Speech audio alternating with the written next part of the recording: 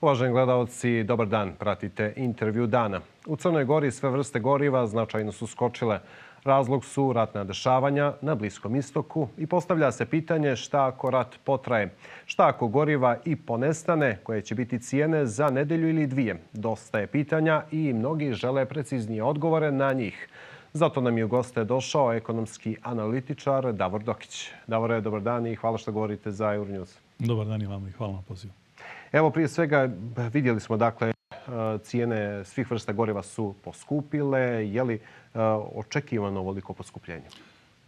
Pa onog trenutka kad je počeo rat u Iranu, kad su Sjedinjene Američke Države i Izrael napali na Iran, bilo je očekivano da dođe do skoka cijena na svjetskim berzama nafte i nafta je sa nekih $62-3 otišla čak u jednom trenutku i na $117. Juče je bila $117 u piku.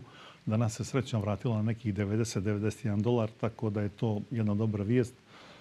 Cijene su otišle gore i mislim da je to neki, ajde da kažem, gornji limit koji privreda može da trpi. Ne bi bilo dobro da se rat nastavi, da pređe u regionalni, zato što bi to izazvalo poremećaje na tržištu. Ormuski Morelus, kao što znate, kroz njega prolazi 20% svjetske nafte i NLG-a. Katar je već zatvorio proizvodnju gasa, NLG-a, liquid natural gas, tako da, jer ne može da ga transportuje, ne bi bilo dobro da se rat nastavi, tako da svi treba da navijamo da se rat što prije završi, a najodgovorniji za sve to je svakako gospodin Trump koji je izjavio kad je rat počeo da neće trajati više od 4 nedelje. Tako da se nadamo da će to biti riješeno u tom nekom periodu i onda ne bi to ostavilo prevelike posljedice ni na inflatorne udare, ni na cijenu nafte i nakon toga bi došlo polako do stabilizacije cijena i nafta bi krenula da pada i cijene bi se vratile vjerovatno negdje blizu nivoa prije rata. Da, govorit ćemo o tome, ali ono što je negdje izazvalo paniku javnosti u Crnoj Gori jeste jedna informacija koja je prije par dana plasirana u jednom mediju gdje je kazano da najvjerojatnije nafte neće biti u Crnoj Gori. Iz vlade su to demantovali, kazali da ima nafte za 2 mjeseca, da postoje naftne rezerve. Međutim, postavlja se pitanje gdje su te naftne rezerve. Pa vidite, ja nisam siguran da nafta ima za 2 mjeseca, da vam kažem odmah. U ostalom iz vlade dosta dolaze kontradiktorne informacije. Neko kaže za mjesec, neko za 2, pa bi bilo dobro da se usaglase prije nego što izađu sa tim informacijama u javnost. Ali u svakom slučaju određeni dio naftnih rezervi postoji. Imate u luci Bar, znači tamo su terminali sa naftom. Vjerojatno, pretpostavljam da je najveći dio tih naftnih rezervi tamo.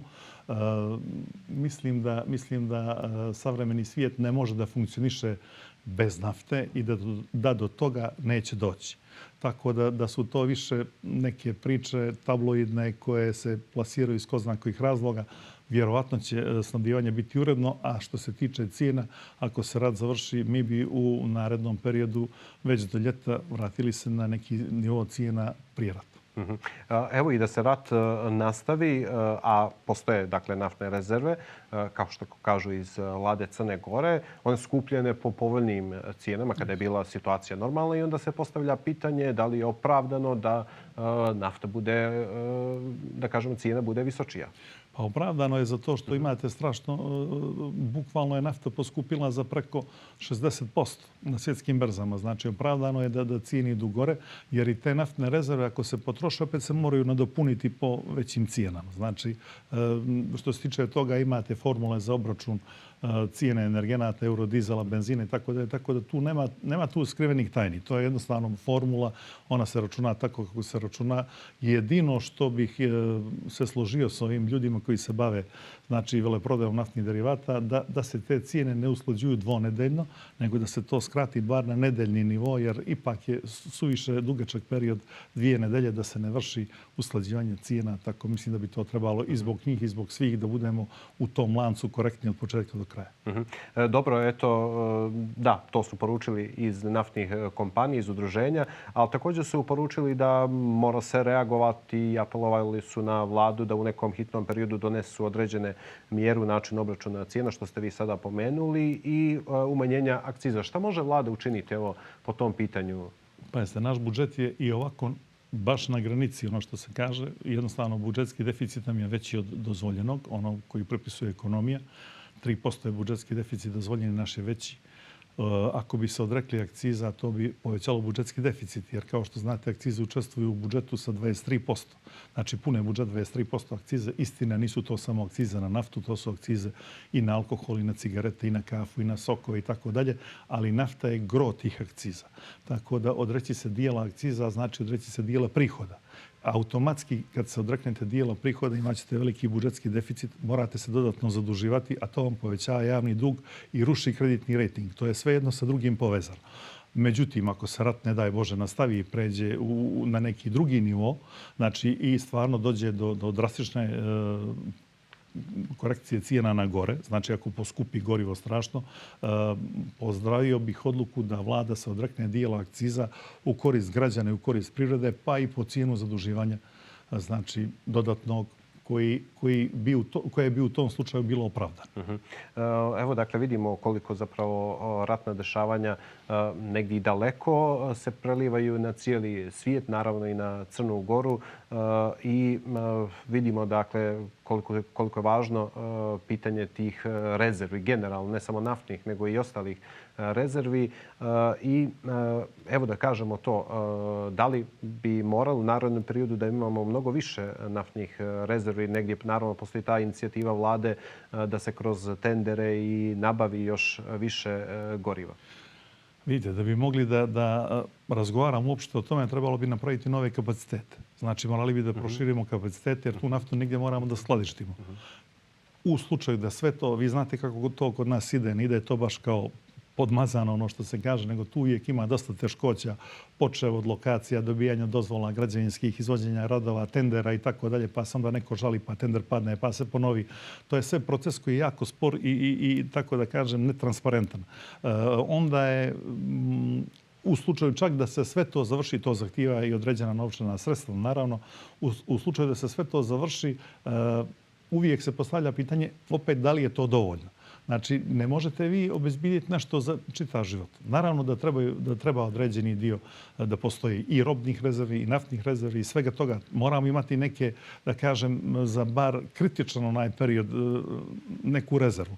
Međutim, u suštini, danas je svijet postavljen tako potpuno drugačije funkcioniše nego što je bilo prije 50 godina, da on funkcioniše bukvalno na dnevnoj bazi. Tako da i kapitalizam sam po sebi nije strukturiran tako, nego je strukturiran na volatilnosti berzi, na brzim promjenama, na potpuno drugčije to funkcioniše. Ali da bi i morali da imamo neki osigurač, da ga tako nazovemo, u slučaju ovakvih dešavanja, kao što je ovaj rat na Bliskom istoku, a to je uvijek bure baruta, da se razumijemo, Bliski istok je i sad i u budućnosti će biti bure baruta, jer tamo su interesi svih, bukvalno počeo od islamskog svijeta, Izraela, Amerike, Kine, pa djelimično i Rusije, tako da svi imaju tu interese i onda kad ima mnogo interesa uvijek su tu blizu. Da, nafta je vrlo važna sirovina. A nafta je najvažnija stvar na svijetu, znači uz dolar. Dolar i nafta su dvije najvažnije stvari na svijetu, a to se jedno s drugim prepliće. Vi znate da su Amerikanci napustili Bretton Woodsom, napustili su zlatnu podlogu dolara i prešli su na petrodolar. Taj petrodolar njima odgovara jer oni sa tom kupovinom petrodolar kupuju naftu petrodolarima, taj petrodolar se vraća u Ameriku, pumpa im berze i to je u suštini jedan začarani krug koji oni ne žele da prekinu jer je to njihov izvor dominacije u svijetu. Tako da Amerika će braniti to po svaku cijenu. Da, ali i očekuje sirovine naftne, dakle, sirovine su ograničene, odnosno nema ih za narednih par vjekova. Pa, oni kažu da su ograničene, međutim, stalno se otkrive neka nova nalazišta. Napad na Venecuelu, samo da vidite koliko je to svejedno s drugim povezano. Napad na Venecuelu je izveden pod izgovorom da se navodno Maduro, predsjednik Venecuele, bivši koji je uhapšen sad u Americi, da se on bavio narkobiznisom.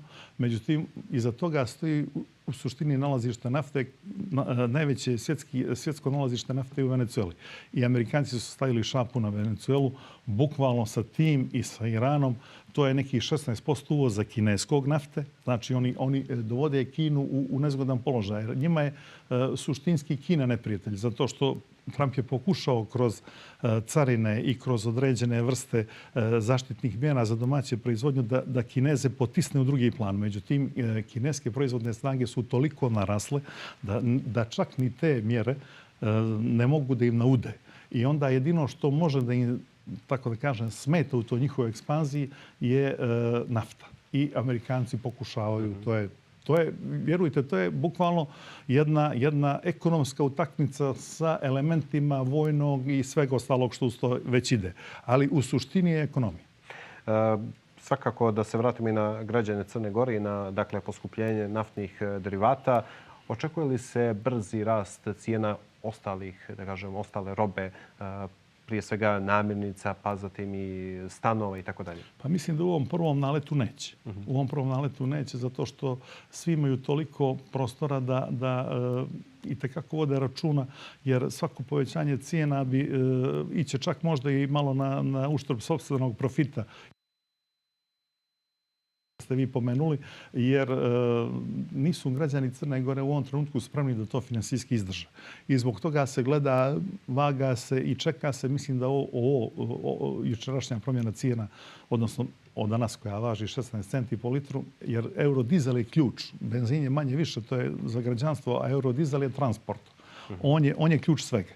Znači, mislim da neće izazvati promjene cijena u prvom trenutku. Ako bi se nastavilo sa rastom cijena energenata, naravno da on mora za sobom lančano da povuče sve ostalo, ali ja kažem, ako je neko počeo rat, a počeo je Trump, a kaže da će se završiti za 4 nedelje, nema razloga da mu ne vjerujemo da će to biti gotovo za 4 nedelje. Da. Ukoliko se nastavi sa ratom, nastavi se sa povećanjem cijena naftnih derivata, onda, kao što ste kazali, očekuje se i rast ostalih usluga, ostale robe. Šta tu može vlada Crne Gore učiniti kako bi to na neki način anulirala? Pa može ova odluka koja je već jednom primjenjivana kad je bila akciza, kad je bila korona, ako se sjećate odluka o umanjenju akciza, vlada može da se odrekne, da gledalci znaju, 44 centa po litru je akciza na dizel i 55 centi po litru je akciza na benzin. Znači, vlada može da se odrekne dijela svojih prihoda. Da, oni mogu 44 centa na dizel da se odreknu i 55 na benzin.